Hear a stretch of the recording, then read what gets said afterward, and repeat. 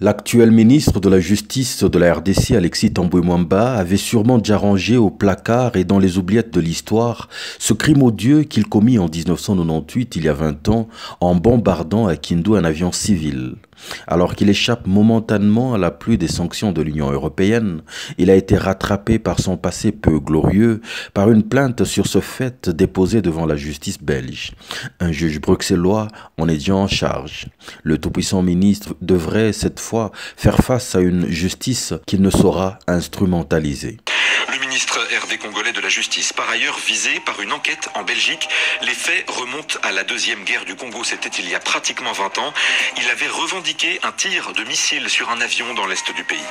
Congo avec cette plainte déposée contre le ministre de la Justice. D'après les informations du quotidien belge La Libre, Alexis Tambwe Mwamba ferait donc l'objet d'une plainte pour crime contre l'humanité déposée par un avocat belge le mois dernier.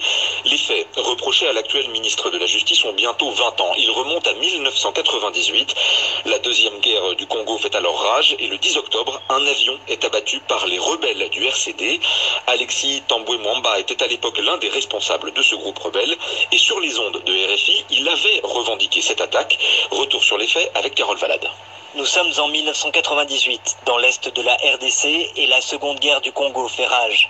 Les rebelles du RCD, soutenus par le Rwanda, affrontent l'armée du président Laurent Désiré Kabila. Le 10 octobre, alors que les combats se concentrent autour de la ville de Kindu, un Boeing 727 de la compagnie Congo Airlines, surnommé la CAL, est abattu par un tir de missile. À son bord, une cinquantaine de personnes. Le lendemain matin, sur RFI, l'attaque est revendiquée par Alexis Tambwe Mwamba, à l'époque responsable politique du RCD. Nous avons abattu aujourd'hui à Kindu un avion de la compagnie CAL qui venait de Kinshasa. Il y avait à bord une quarantaine de militaires et un armement militaire extrêmement important. Nous avons abattu un avion civil, c'est vrai, mais parce que nous avions des informations précises que les renforts venant de Kinshasa arrivé à Kindu par un avion civil. Une version démentie par la compagnie aérienne et de nombreux témoins cités par la Libre Belgique. Ils affirment que l'avion décollait de Kindu avec à son bord 43 civils dont des femmes et des enfants cherchant à fuir les combats.